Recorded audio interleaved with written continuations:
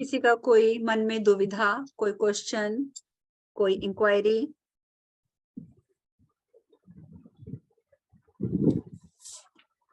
आप लोग जब सत्संग के लिए आते हैं ना, आपके दिमाग में क्वेश्चन तो बहुत घूमते हैं, आप लिख के लाया कीजिए, क्योंकि उस टाइम पर आप भूल जाते हैं यहाँ जब सामने बैठे हैं तो।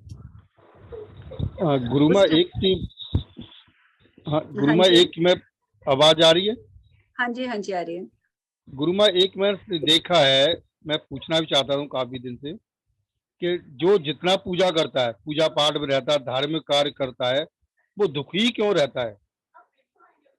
मैंने अक्सर सारी यही देखा है। उम्र, सारी उम्र नहीं रहता। काफी समय तक दुखी रहता, मतलब कोई सुखी मैंने नहीं देखा उसको।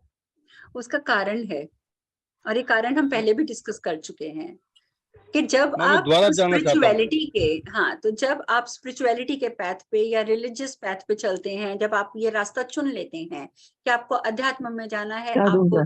धार्मिक बनना है, ठीक है। जब आप इस तरीके की बोला चीजें सर के लिए है, मैम के लिए छोले पड़े। अब देखो, मैं बात कर रही हूँ और वो छोले खिला रही हैं। इस तरह लिंक टूट जाता है, म्यूट करके आप बात किया करें प्लीज।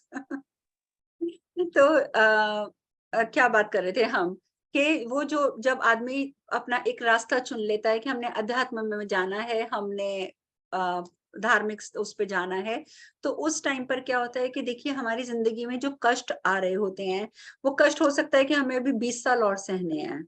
ठीक है, हमारे, आप किसी ज्योतिषी को भी दिखाते हैं तो वो कहता है ना, ग्रहों की मार है, इतने टाइम के लिए ये वाला ग्रह है, 30 साल के लिए आपको राहु का ग्रह सताएगा, 25 साल के लिए आपको केतु का ग्रह सताएगा। तो वो राहु, केतु, मंगल, ये सब क्या है? हमारे कर्म हैं, जो उनके हिसाब से हमें ये वाले ग्रह परेशान करते हैं। ठीक है। अब किसी की कुंडली में होता है, किसी के हॉरोस्कोप में होता है कि आपकी 35 साल तक राहु की महादशा रहनी है, और 35 साल तक आपको दुख तकलीफ होगा, आपको कोर्ट कचहरियां होंगी, आप बीमार भी पड़ोगे, आपका ये भी होगा, वो भी होगा, बहुत लंबी चौड़ी लिस्ट हो जाती है। Oh my God, एक मिनट, मेरा पर लैपटॉप। किसी का कहना है कि स्वर्ग नरक इधर ही है धरती पर, जो तो गरीब इधर है, तो जो है, आप अपने कर्म के हिसाब से जो भुगत रहे हैं, तो वो जी स्वर्ग नरक तो है ही है यहाँ पर। अगर आप हाँ परेशान हैं तो दैट मीन्स आप नरक भुगत रहे हैं। अगर आप, ओह गॉड, और अगर आप अच्छे, बहुत सुखी रह रहे हैं, तो आप स्वर्ग भुगत रहे हैं। वो तो यहाँ पे भी मैं भुगतते हैं, मरने के बाद भी भुगतेंगे। लेकिन यहाँ पर अच्छा जो बांके लाल जी का प्रश्न है कि उन्होंने धर्म कर्म वालों को ज्यादा दुखी देखा है, तो वो ज्यादा दुखी ऐसे होते हैं, जैसे सपोज मैं हूँ, मैं अब किसी, आप सबका नाम लेके नहीं, मैं अपना नाम लेके उदाहरण देती हूँ। मैं हूँ, मेरी किस्मत में लिखा है कि मेरा बुरा समय, बुरा समय 30 साल तक चलना है। ठीक है, जी मेरा राहु खराब है, मेरा 30 साल तक बुरा समय चलना है, इसमें मेरे हॉरोस्कोप में लिखा हुआ है। अब अचानक मैं जो पाथ पकड़ लेती हूँ, जो मेरा पैथ है, वो हो जाता है धर्म का, ठीक है, अध्यात्म का। तो मैं उस पर चलती हूँ, तो अचानक मैं देखती हूँ कि मैं दुख तो भोग ही रही थी, ठीक है, क्योंकि अभी तो है 30-35 साल मेरे दुख भोगने के, और लेकिन ये कि दुख तो और बढ़ गए। एक तो मैंने भगवान को चुना, और ऊपर से मेरे दुख और बढ़ गए। तो आप देखेंगे, वो दुख बढ़ेंगे जरूर, लेकिन वो जो 30 साल का मेरा काल है, जो बुरा चलना था, वो घटकर 10 साल में आ जाएगा। तो वो भुगतने मुझे अपने सारे कर्म हैं, मेरे कर्मों को तो कोई भी नहीं भुगतेगा मेरे सिवा। वो तो भगवान भी कहते हैं, मैं कर्म भुगतान में तुम्हारी सहायता कर दूंगा, लेकिन मैं भुगतूंगा नहीं तुम्हारे कर्म, कर्म तुम्हें खुद भुगतने हैं। तो होगा क्या कि वो जो 30 साल के कर्म है, हो सकता है वो 5 साल में सिमट जाए, वो 10 साल में सिमट जाए, वो 2 साल में सिमट जाए। और अगर वो 2 साल में सिमटते हैं, तो मुझे, मेरे ऊपर लगेगा अचानक कि मुसीबतों का पहाड़ ही टूट पड़ा है। तो मैं कहूंगी, हे भगवान, ये क्या हुआ? मैंने तो आपको ही पुकारा, और ये आपने तो मेरी मुसीबतें मुसीबतें दे दी। जबकि मैं बिगर पिक्चर नहीं देखती, पर्दे के पीछे क्या चल रहा है मैं वो नहीं देखती। और पर्दे के पीछे ये चल रहा होता है कि मेरे जो 30 साल के बुरे कर्म थे, जो मैंने भुगतने थे, बुरा समय था, वो घट के 2 साल में आ गया है। तो बाकी 28 साल तो मेरे अच्छे बीतेंगे। और मैं उस समय घबरा जाऊंगी, अरे बाप रे, ये क्या हो गया, ये तो मेरे को और ज्यादा मुसीबत आ गई, डर के मारे मैं वो रास्ता ही छोड़ दूंगी। ये करूंगी मैं as a normal human being. और यही चीज हम समझने के लिए सत्संग करते हैं, कि पहाड़ टूटेगा मुसीबतों का, आपके अंदर ऊपर दुख भी ज्यादा बढ़ेंगे। अचानक तो आपको लगेगा कि ये हो क्या गया, बाढ़ आ गई है दुखों की। लेकिन वो बाढ़ आ रही है ताकि बाद में आपको स्मूथ रिवर मिल जाए। बोलते हैं माता जी, भगवान परीक्षा लेते हैं। भगवान परीक्षा कितने नहीं लेते हैं, ये सिर्फ कहानियों में लेते हैं, हमें सिखाने के लिए बोलते हैं मा, ताकि हम माता डर जी के रहें। हाँ जी, हाँ जी अच्छा प्रियंका। माता जी, अभी जो आपने बताया ना पांडव लोगों का और हम्म। दुर्योधन का, तो जो इसके बाद वाला जो सबका क्वेश्चन था, तो इसके पहले तो ये भी हो सकता है ना माँ कि अगर पांडव भगवान श्री कृष्ण के साथ ही खाना उठना बैठना सब कुछ था और उनके उस बीच में भी बुरे कर्म हो गए तो उनको नरक में भेजा गया, तो हम लोग तो कलयुग में हैं, हम लोग से तो रोज गलतियां होती होंगी कुछ ना कुछ। बिल्कुल, वो तो तो होती होती है हमसे, तो तभी तो हमें दोनों तरह अवेयरनेस का मतलब क्या है कि आप अवेयर रहो, अपने एक एक थॉट के लिए अवेयर रहो। आपको जी पता माँ। होना चाहिए कि आप सोच भी क्या रहे हो। इसीलिए बार हाँ बार मैं कहती हूँ सोच कर सोचो। सोच मतलब बिना सोचे तो सोचो भी मत, सोच कर सोचो कि क्या सोचना और क्या नहीं सोचना है। हम किसी का जब बुरा सोचते भी हैं, अपने मन में भी सोचते हैं, तो अपना एक मानसिक कर्म तो कर ही जाते हैं, तो वो भी तो जी एक हाँ। पाप में काउंट हो गया ना। तो ये चीजें आपको बच्चों को सिखानी बहुत जरूरी है। लेकिन अगर इतने बड़े बड़े लोग मुझसे इस तरह के प्रश्न करेंगे कि हु इज कृष्ण जी, तो फिर तो मुझे अब बहुत वो आज फील हो रही है इस बात को ले लेके, ये क्या है, हम लोग कहाँ के हिंदू कहलाते हैं अपने आप को। अरे माँ, अभी मैं एक लोगों से पूछी कि श्री रामचंद्र जी के माता का क्या नाम था, तो बोले सीता जी। वाह, मैं कह तो रही हूँ तो ना, बहुत शर्म आती है। तो ठीक है। यही अब तो किसी को पता ही नहीं है, कुछ दिन बाद तो ये भी नहीं पता रहेगा अगर नहीं बताया जाएगा कि हम लोगों के पीछे का वेद पुराण में क्या है, क्या किसी को कौशल्या पता ही नहीं रहेगा।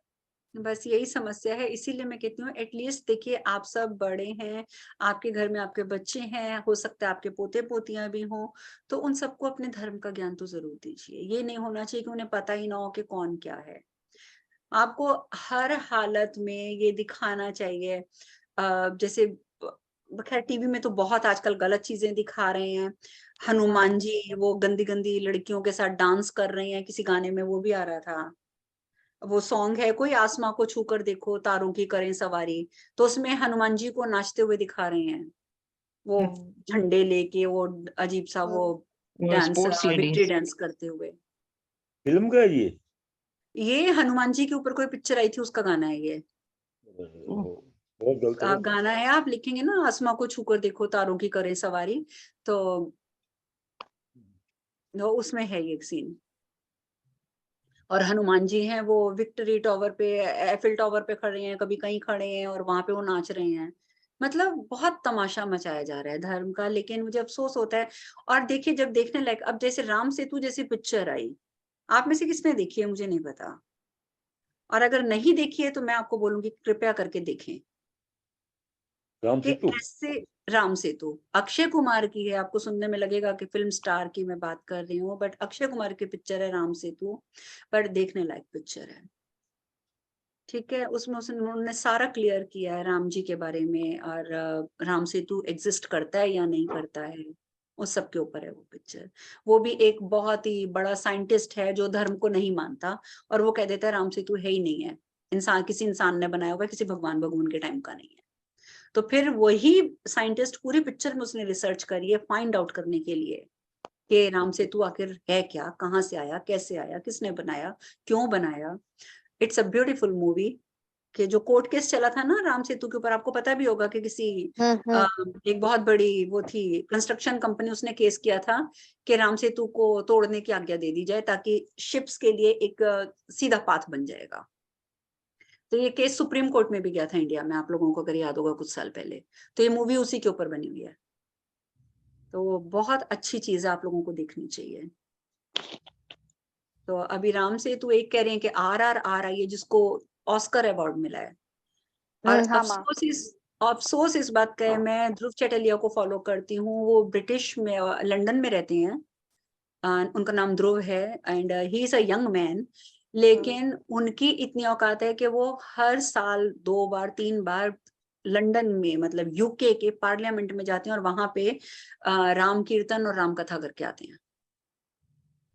ठीक है, उनको हिंदी नहीं आती है, वो करते सब कुछ इंग्लिश में है क्योंकि यूके में बचपन से रहते हैं। और उनके साथ जो और उनके साथी हैं, एक मलिसा कपूर है, एक डेविड फ्रॉले है। अगर आप उन लोगों के आर्टिकल्स पढ़ें हिंदू धर्म के ऊपर, तो अपने आप पे शर्म आएगी कि हमसे ज्यादा ज्ञान इन लोगों को है। उन्होंने हमारे एक एक धर्म की एक एक चीज को इतनी सुंदर तरीके से एक्सप्लेन किया है। तो ये पिक्चर्स के बारे में मुझे ध्रुव चटैलिया के थ्रू पता चलता है, क्योंकि वो उसने एक मुहिम चलाई हुई है जिसका नाम उसने रखा हुआ है जेम्स ऑफ बॉलीवुड। और बेसिकली ये व्यंगात्मक चीज है, उसने व्यंग किया हुआ है कि जेम्स ऑफ बॉलीवुड, ये जेम्स ऑफ बॉलीवुड उसको कहता है जो मुस्लिम कल्चर का सरेआम प्रचार कर रहे हैं।